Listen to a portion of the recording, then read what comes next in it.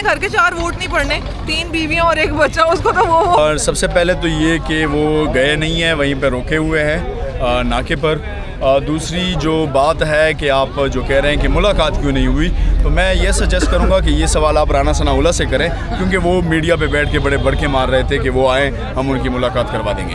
ठीक हो गया। तैयबा राजा साहबा, आप भी मीडिया बड़े अच्छे तरीके से हैंडल करती हैं। जो पिछले दिनों से 2 हफ्ते से जो मजाक बनाया जा रहा है, कैबिनेट नहीं बनी, वज़रा ने हल्फ कलमदान नहीं लिए, ये वो सारा, ये क्या हो रहा है और हुकूमत क्यों इतनी जल्दी में है कि केपी गवर्नमेंट किसी तरीके से हुकूमत चाहे जल्दी में है या उनके बड़े जल्दी में है, उनको लाने वाले जल्दी में है, सारे मिली भगत से ही हो रहा है। मैं तो बल्कि बड़ा वाज़ेह तौर पे कहूँगी कि मुनीर फारूक को ये वर्दी पहना दें, या तो फिर वो वर्दी पहन के आ जाए, हमें बता दिया करे कि जी फलां की ऐसी की तैसी, तो फिर भी कोई बात है, हमें पता हो वर्दी में एक बंदा आके बोल रहा है, या तो उसको डिक्लेयर कर दें कि उनका बंदा है वर्दी पहना के, या फिर जो है ना खुद आके बात किया करें कि इस तरह के जो लौंडे लपाड़े इन्होंने रखे हुए इनको ना भेजा करें। मुनीर फारूक आके कहता है जी सीएम की ऐसी की तैसी, जो कि किसी सहाफ़ी का कहना ही नहीं बनता। दूसरी तरफ राना सनाउल्लाह साहब कहते हैं जी हो जाएगी। पहले ये आपस में तो मुक्का कर लें कि इन्होंने करना क्या है, क्योंकि अभी तक ये अपने जो है ना लेपालक अबुओं से ये लोग निकले ही नहीं है कि एक को उसका वालिद कुछ और कह रहा है और दूसरे को उसका वालिद। तो मेरा ख्याल है कि ये इन लोगों के लिए अब यही ज़ुबान आखिर में बच जाती है, क्योंकि अदब व तहजीब के सारे दायरे पीटीआई के लिए लिख दिए गए जी कि हमने ही सारी अखलाकियात सीखनी है। आप चाहे हमारी बहनों बेटियों को बालों से पकड़ के सड़कों पे घसीटें या हमारे घरों के अंदर घुसें, लेकिन सारी तहजीब हमने दिखानी है। तो ऐसे नहीं होता, इज्जत करेंगे तो इज्जत मिलेगी। पहले ये बताएं कि इस मुल्क में इन्होंने आइन कानून चलने देना है या मार्शल लॉ डिक्लेयर करें, ताकि हमें भी पता हो जी मार्शल लॉ, तो हम फिर कुछ ना भूलें।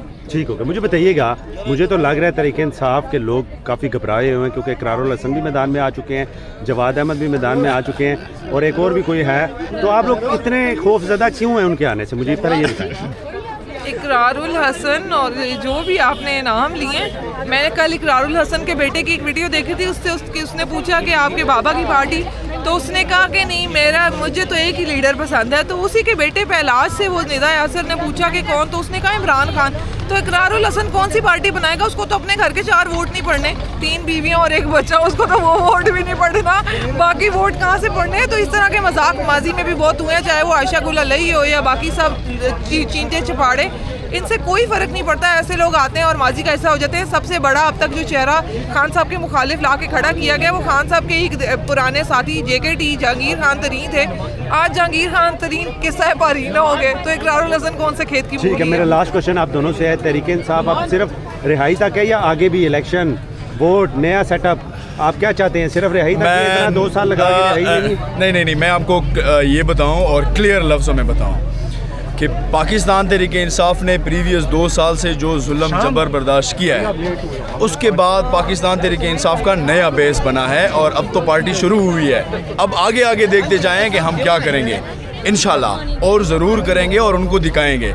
लेकिन मैं सिर्फ यहाँ पे एक मैसेज देना चाहता हूँ, जो आपने इकरारुल हसन वाला कहा, और मैं इसको कंक्लूड करके कोसे में बंद करूँगा कि जितना जुल्म इन्होंने किया है, इंशाल्लाह इसका डबल हिसाब होगा। फिर हम उसको बताएंगे कि जेल क्या होती है और गिरफ्तारी क्या होता है, अडियाला जेल के बाहर रोकना क्या होता है, एक बात। दूसरा, इकरारुल हसन के बारे में सिर्फ ये कहूँगा कि जो वो मौलिक को पकड़ा हुआ था किसी केस में, पहले वो उसको जवाब दे दे, फिर बाद में पार्टी बनाए। शुक्रिया, बहुत शुक्रिया।